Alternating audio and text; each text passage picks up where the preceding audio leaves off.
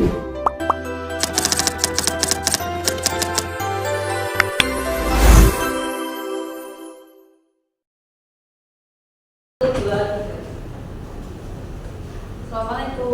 Waalaikumsalam. Kok dikit ya? Banyak yang nggak masuk ini. Ya Bu, bersabaran. Liburan Bu, Sabaran. Lebaran mana bolos. belum saya.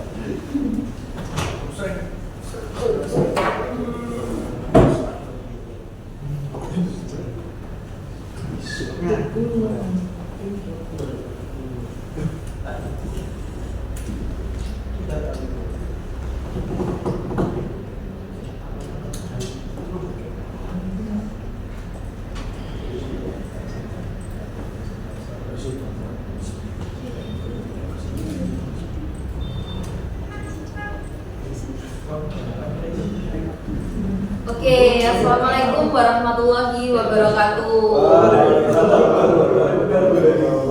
Gimana nih kabarnya? Masih hawa-hawa lebaran ya? Ya Bu, kami datang. Ya karena masih awal-awal lebaran, masih hawa lebaran, saya mengucapkan minal aizin wal faizin. Mohon maaf lahir batin, maaf kalau selama saya ngajar mungkin ada kekurangan dan kekhilafan yang pernah saya lakukan. Oke, untuk pelajaran hari ini itu kita akan belajar tentang alur kerja sistem berorientasi objek. Nah, kalau misalkan teman-teman check out barang, pesen barang, Gojek, di Shopee, di Grab, itu pasti akan ada hubungannya dengan alur kerja dari sistem berorientasi objek ini. Nah, selanjutnya teman-teman bisa keluarkan nih HP-nya, masuk ke quizzes. Ya. Kuisis buat apa? Buat apa gaji? Bentar Bu. Bisa. Bisa Bu. Ntar Bu, hasilnya lapar Bu. Ini kenapa?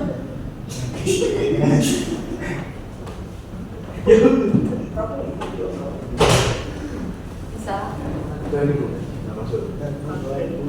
Oke, boleh dikerjakan yang sudah bisa masuk.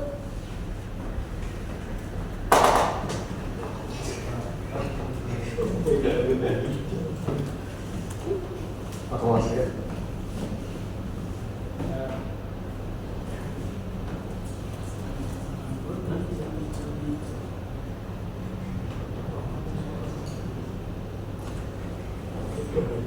Ya. Sudah Bu. Saya cek dulu.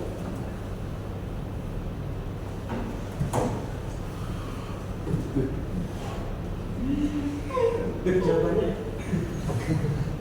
Bu, izin bertanya Bu. Bu, Bu izin bertanya. Bu. Untuk format namanya apa? Bebas, nama panggilan boleh, nama biasa boleh, ini boleh dikerjakan.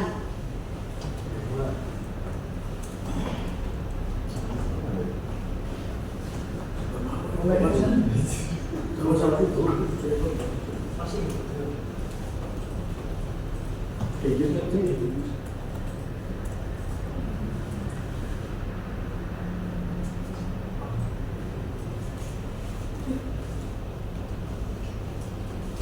Oke, ya. Ya, Bu. Bener.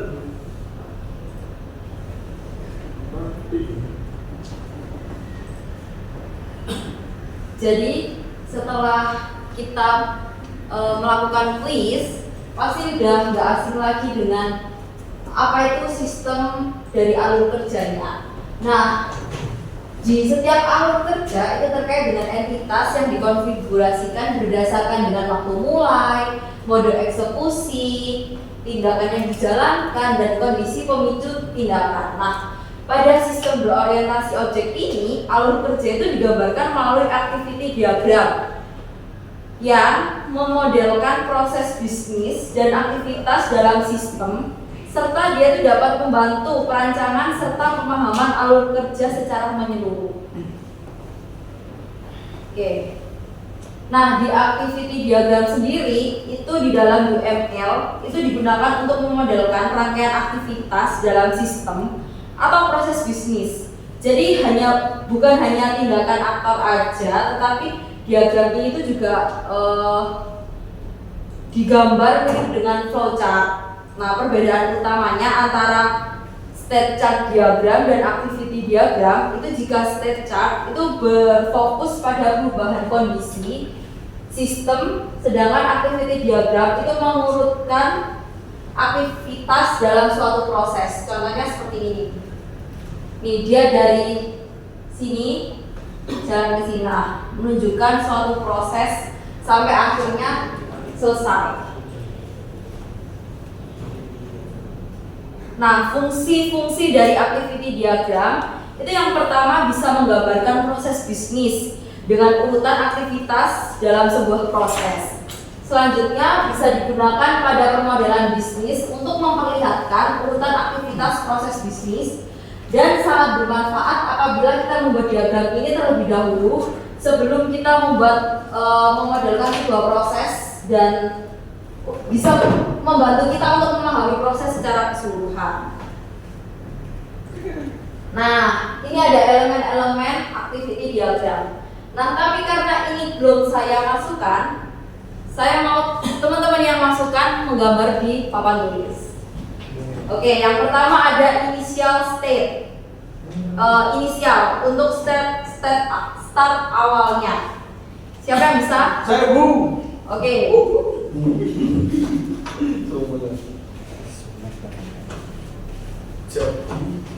Mana ya Bu? Ya gimana? Mana ya? Siap itu.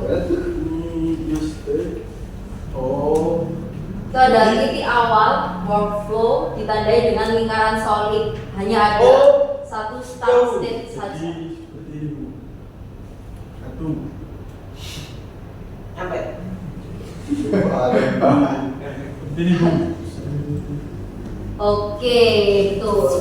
Tapi biasanya kalau kita mengerjakan dari draw IO atau itu bisa diwarnain gelap seperti nanti saya contohin. Terus yang kedua ada final atau end state-nya. Siapa yang bisa? Oke. Oh iya, tadi nomor absen berapa? 4 Bu. Iya, nomor absen 4. Final state yang ini bullseye berarti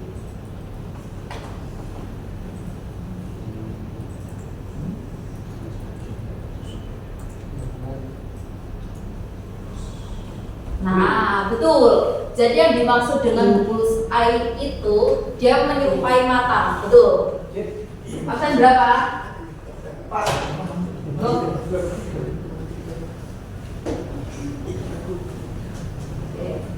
Selanjutnya ada action. Siapa yang bisa? Oke, maju.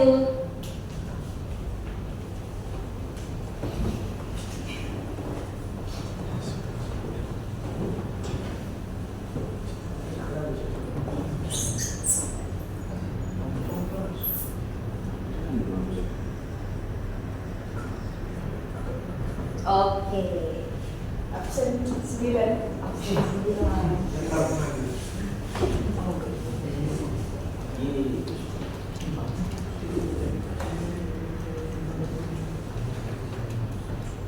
Nah, jadi benar yang dikerjakan sama teman-teman kalian. Untuk inisial itu dia hanya bergambar lingkaran saja, sedangkan jika final itu dia ada dua menyerupai mata. Dan untuk action itu biasanya bangun persegi panjang, tapi dia tuh pinggirnya agak melengkung gitu. Nah, selanjutnya ada control flow. Control flow itu hanya berupa panah. Dan dia itu digunakan untuk menghubungkan aktivitas satu ke yang lainnya. Dan selanjutnya juga ada decision, itu titik pengambilan keputusan, biasanya dilambangkan dengan gambar belah ketupat. Untuk selanjutnya ada from atau join, itu hanya garis biasa. Dia itu biasanya digunakan untuk membagi aktivitas menjadi beberapa jalur panel serta menggabungkan jalur kembali digambar dengan dengan solid bar. Ini yang dimaksud dengan solid bar itu ini. Oh iya. Ya Bu. Oke. Siap. Selanjutnya ada time event, itu berfungsi sebagai tanda waktu. Terus ada accept and accept sinyal. Terus ada flow final juga. Terus yang terakhir ada exception handler.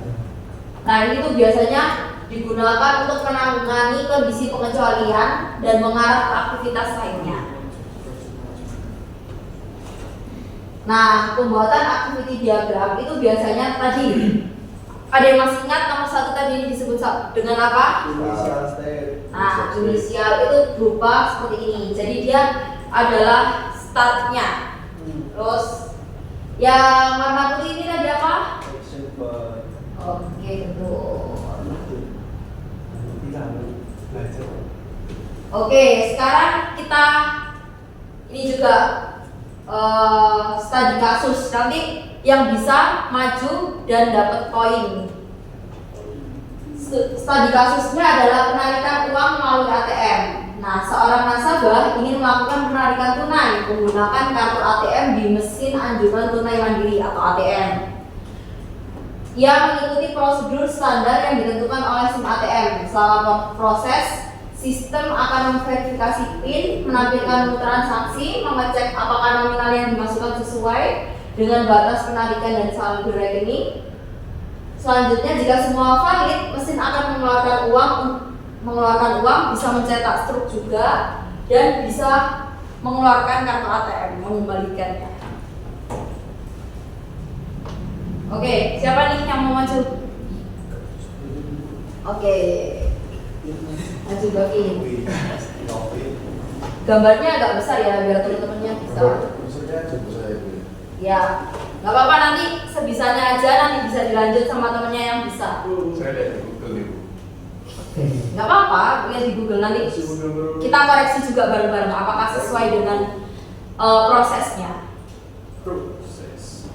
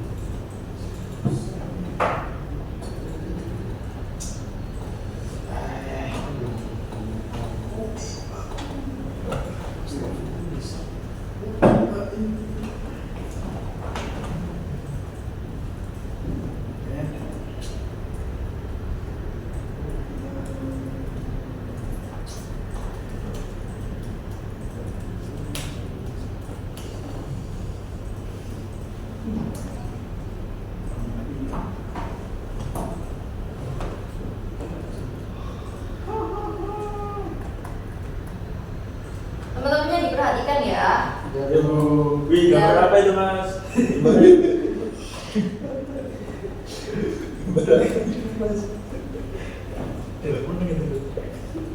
Sudah begini aja semua.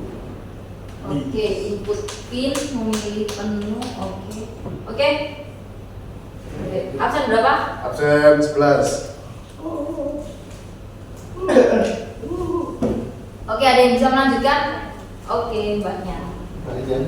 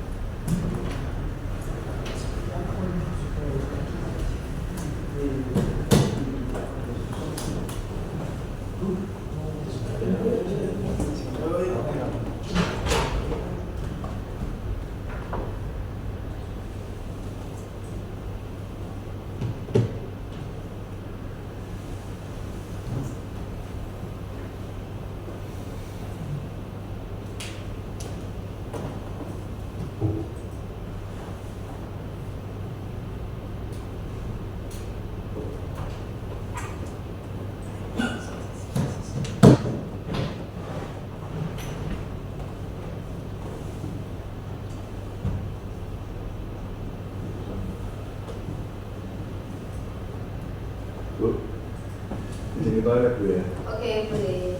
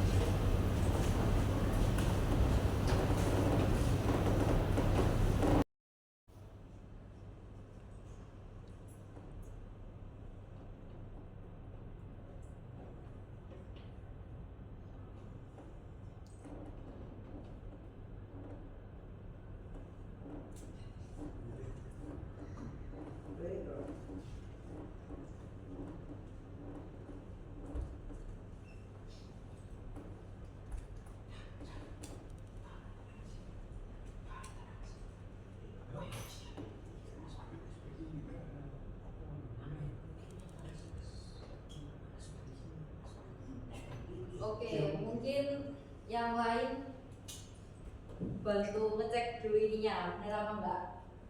Oh iya. Menurut pemahaman kalian. User system. Wah, itu udah cukup Bu. Cukup enggak? Oke. Coba dicek, ini sudah hampir selesai. Dilihat apakah dia sudah sesuai dengan kaidah activity diagram dengan swimline-nya. Sepertinya sudah. Udah Bu, ada input ini. Oke. Absen berapa Mbak? Absen 7.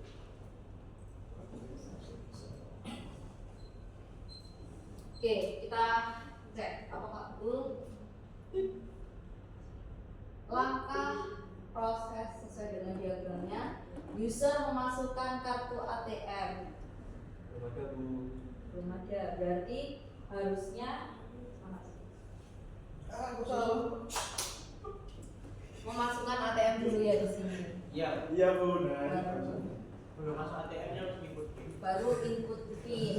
Terus sistem memverifikasi jika valid akan menampilkan menu transaksi. Ini benar ya, kalau invalid dia akan lanjut input PIN. Terus selanjutnya user memilih menu ya, menu penarikan. Oke, cek batas nominal penarikan kalau ini. Terus mengeluarkan uang, update saldo, cetak bukti dan mengeluarkan kartu ATM. Oke, mengeluarkan kartu. Dan ditutup dengan apa ini tadi namanya?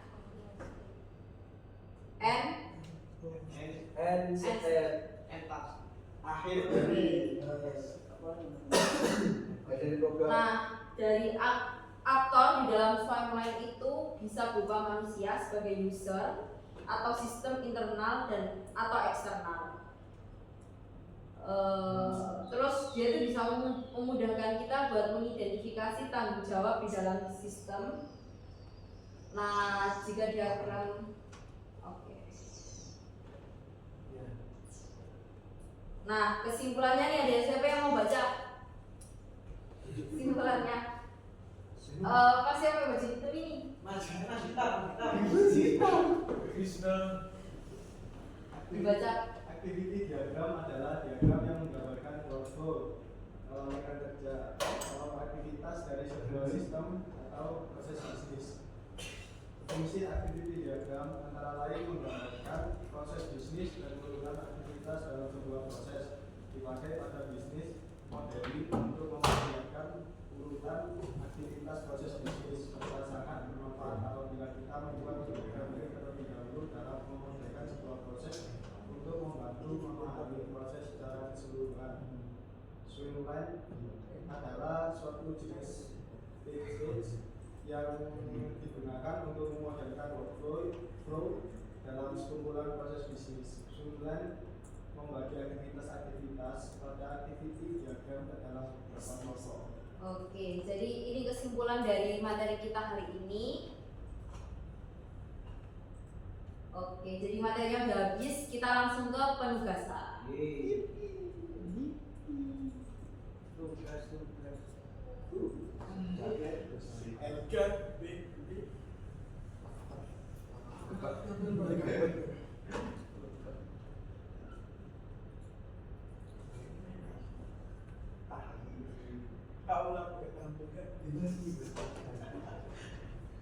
Oke, jadi dalam proyek kita kali ini kita harus mengidentifikasi masalahnya. Nah, untuk masalahnya ini sudah saya kasih.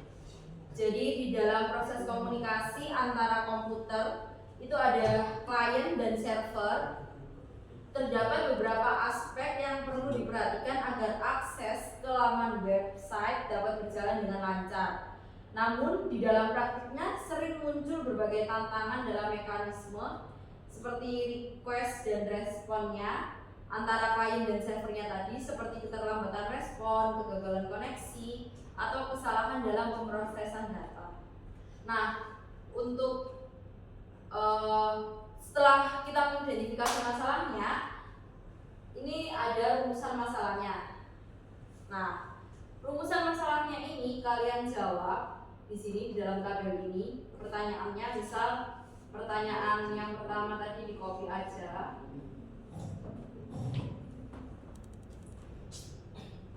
Nih. Terus jawabannya apa? Karena saya tahu kalian tidak akan menjawab sendiri, melainkan searching jawabannya di Google. Kalian sertakan sumbernya di sini. Contohnya seperti ini. Kita ketik tadi. Nah, jangan ambil jawaban langsung instan dari sini karena ini adalah AI. Oke. Nih, kita misal ambil dari sumber ini. Kalian copy, sumbernya disertakan di sini. Paham?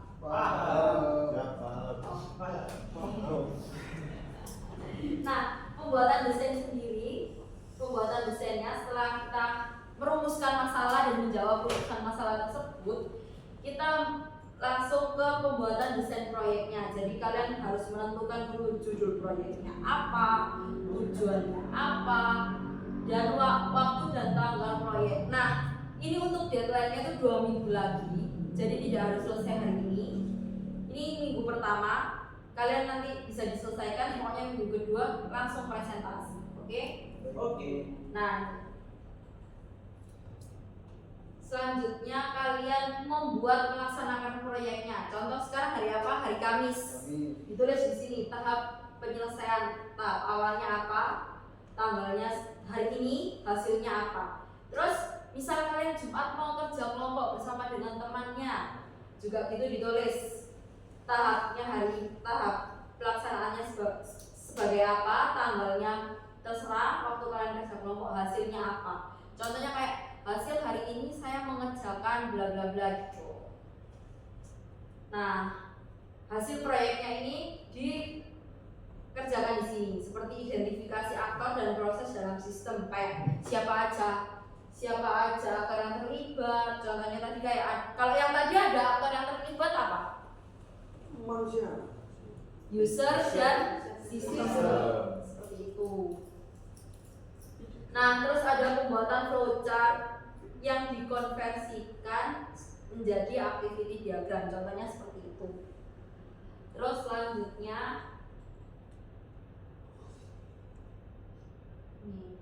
ini juga membuat activity diagramnya yang menggunakan timeline. Terus kalian harus mengevaluasi. Nah, setelah dievaluasi kalian akan melakukan presentasi. Setelah itu saya akan merefleksi dari hasil presentasi kalian. Nanti temennya ada yang nulis di sini. Terus kesimpulan dan rekomendasi. Jadi kesimpulan dari apa yang kalian dapatkan dalam proyek ini dan rekomendasi yang akan kalian tulis untuk proyek selanjutnya. Oke, sampai sini ada pertanyaan? Oke, tidak ada. Jadi ini ketua kelasnya, nanti bisa WA saya ya, saya kirim LKPD-nya.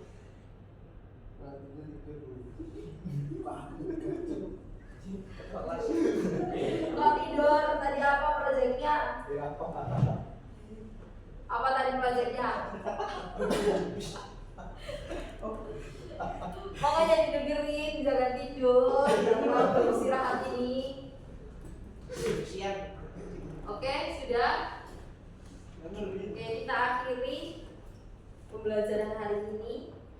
Semoga bermanfaat. Terima kasih. Wassalamualaikum warahmatullahi wabarakatuh.